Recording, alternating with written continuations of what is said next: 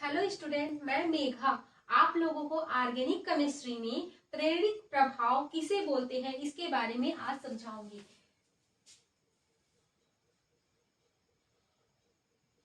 प्रेरित प्रभाव ये क्या होता है? परिभाषा: परमाणुओं की श्रृंखला, परमाणुओं की क्या होती है? एक लंबी श्रृंखला में ध्रुवीय सहसंयोजक आबंध की उपस्थिति के कारण, किसके कारण? ध्रुवीय सहसंयोजक आबंध की उपस्थिति के कारण इलेक्ट्रॉन विस्थापन प्रक्रिया को, इलेक्ट्रॉन क्या होता है? विस्थापित होता है, उसको क्या बोलते हैं? प्रेरणिक प्रभाव कहते हैं। तो प्रेरणिक प्रभाव क्या है? इसे क्या बोलते हैं? आईएमपी है। इसे बोला जाता है परमाणुओं की श्रृंखला में ध्रुवीय सहसंयोजक आबंध की उपस्थिति के कारण इलेक्ट्रॉन की विस्थापन प्रक्रिया को, एक स्थान से दूसरे स्थान पर जाने की प्रक्रिया को प्रेरणिक प्रभाव कहते हैं। तो हम एक परिभाषा दे दिए, उसको क्या बोलते हैं, उसके बाद हम एग्जाम्पल देके समझाना बहुत ही जरूरी है। तो एग्जाम्पल देखिए, एग्जाम्पल में है एक कार्बन श्रृंखला में जिसमें एक सिरे पर क्लोरीन संयुक्त हो। क्या कहा जा रहा है? कार्बन की एक श्रृंखला हो, एक लंबी श्रृंखला हो जिसमें क्या हो? क्लोरीन संयुक्त हो, मतलब क्लोरीन जुड़ा हो, की रचना पर विचार करेंगे। तो देखिए, कार्बन है जो सिंगल बॉन्ड से जुड़ा हुआ है, 1 2 3 4। उसके बाद जो एक सिरे पर क्या जुड़ा हुआ है? आपका क्लोरीन जुड़ा हुआ है। कार्बन की अपेक्षा क्लोरीन अधिक ऋण विद्युती है। क्या बोला जा रहा है? कार्बन की अपेक्षा, इस कार्बन की अपेक्षा क्या है? क्लोरीन अधिक ऋण विद्युती है। अतः कार्बन क्लोरीन आबंध का इलेक्ट्रॉन युग्म कार्बन की अपेक्षा क्लोरीन पर अधिक निकट पर होगा। क्लोरीन पर क्या होगा? अधिक निकट पर होगा। कहने का तात्पर्य यह है कि कार्बन की अपेक्षा क्लोरीन क्या है? अधिक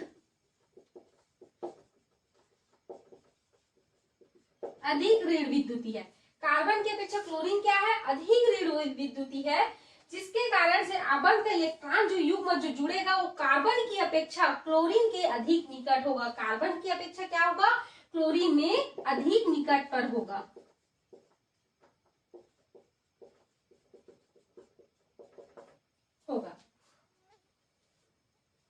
परिणाम स्वरूप रिजल्ट इसके ये निकलेगी कि क्लोरीन परमाणु पर कुछ ऋणावेश तथा Cl पर उतना ही धनावेश आ जाएगा। मतलब ये होगा कि क्लोरीन क्या होगा? अधिक ऋण विद्युती होगा, जिसके कारण से इलेक्ट्रॉन इसके निकट होंगे। उसके बाद क्या होगा?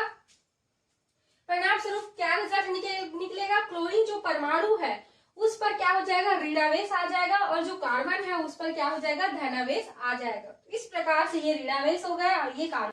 अब जो कार्बन जो C1 है, जो फर्स्ट वाला परमाणु, वो धनावेशित होने के कारण C2 और C1 का आबंध के इलेक्ट्रॉन को अपनी ओर आकर्षित करेगा। क्या करेगा? इलेक्ट्रॉन को वो अपनी ओर धनावेश C1 के धनावेश की अपेक्षा क्या हो जाएगा?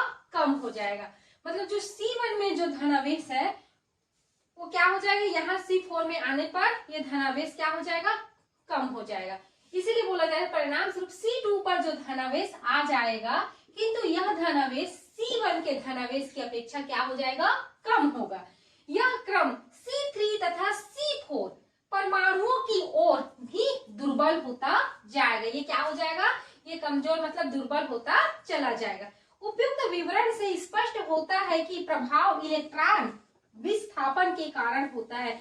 यह प्रभाव किसके कारण से होता है? इलेक्ट्रॉन विस्थापन के कारण से होता है। मतलब C1 में ज्यादा धनावेश रहेगा, फिर धीरे धीरे क्या होता जाएगा? C4 तक, वो परमाणु क्रमांक तक क्या होता जाएगा? कम होता चला जाएगा। उपयुक्त विवरण से स्पष्ट होता है कि प्रभाव इलेक्ट्रॉन विस्थापन के कारण होता है। यह प्रभाव किसके कारण से होता है? इलेक्ट्रॉन विस्थापन के कारण से। अतः श्रृंखला में प्रभाव को निम्न अनुसार से व्यक्त कर सकते हैं। देखिए, कार्बन है 1 2 3 4 और ये क्लोरीन है। वास्तव में एक तीसरे कार्बन परमाणु के बाद इसके प्रभाव का इतना हार्श हो जाता है, तो C4 तक आते तक क्या हो जाता है? ये बिल्कुल धनावेशित क्या हो जाता है? कम हो जाता है। यही प्रेरित प्रभाव है। धन्यवाद।